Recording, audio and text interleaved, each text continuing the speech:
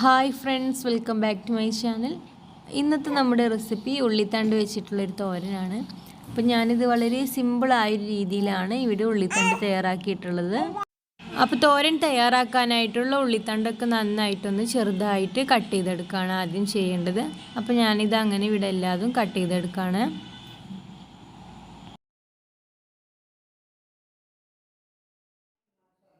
അങ്ങനെ ഞാനിവിടെ എല്ലാതും കട്ട് ചെയ്ത് മാറ്റി വെച്ചിട്ടുണ്ട്. നമുക്കിനി ഇത് ഉള്ളിത്തണ്ട് വെച്ചിട്ടുള്ള തോരൻ തയ്യാറാക്കാം. അപ്പോൾ ആദ്യം തന്നെ ഒരു ഇരുമ്പ് ചട്ടി നന്നായിട്ട് ചൂടായതിനു ശേഷം അതിലേക്ക് ആവശ്യത്തിനുള്ള വെളിച്ചെണ്ണ ചേർത്ത് കൊടുക്കാം. വെളിച്ചെണ്ണ നന്നായി ചൂടായി വരുന്ന സമയത്ത് അതിലേക്ക് ഒരു ടേബിൾ സ്പൂൺ കടുക് ചേർക്കാം. എന്നിട്ട് 2-3 പച്ചമുളക് കൂടെ ചേർത്തിട്ട് നന്നായിട്ടൊന്ന് അതിനെ വഴറ്റിയെടുക്കാം. അതിനുശേഷം ഇതിലേക്ക് ഉള്ളിത്തണ്ട് ഇട്ട് കൊടുക്കാം. വെള്ളമൊന്നും ചേർക്കേണ്ട, അതിൽ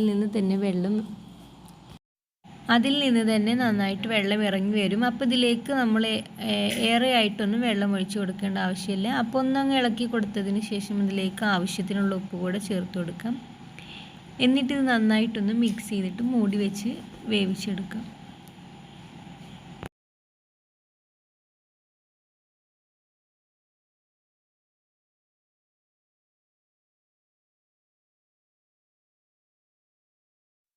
അപ്പോൾ ഇത് ഈ ഒരു സ്റ്റേജിലെത്തുന്ന സമയത്ത് അല്ലെങ്കിൽ ഈ ഒരു സമയത്ത് നമുക്കിതിലേക്ക് ആവശ്യത്തിനുള്ള തേങ്ങ ചേർത്ത് കൊടുക്കാം.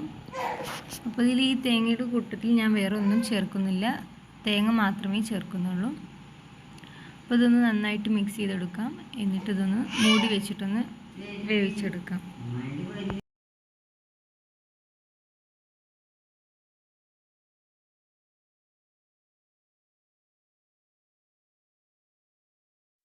കുറച്ച് സമയത്തിന് ശേഷം മൂടി വെച്ചതൊക്കെ തുറന്ന് നോക്കുമ്പോൾ ഇതാ നമ്മുടെ തോരൻ റെഡി ആയിട്ടുണ്ട്.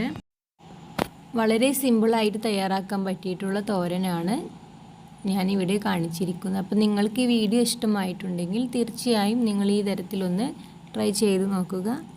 നിങ്ങളുടെ കൂട്ടുകാരിലേക്കൊന്ന് ഷെയർ ചെയ്യുക. ചാനൽ സപ്പോർട്ട് ചെയ്യുക. സബ്സ്ക്രൈബ് ചെയ്തിട്ടില്ലെങ്കിൽ സബ്സ്ക്രൈബ് ചെയ്യുക.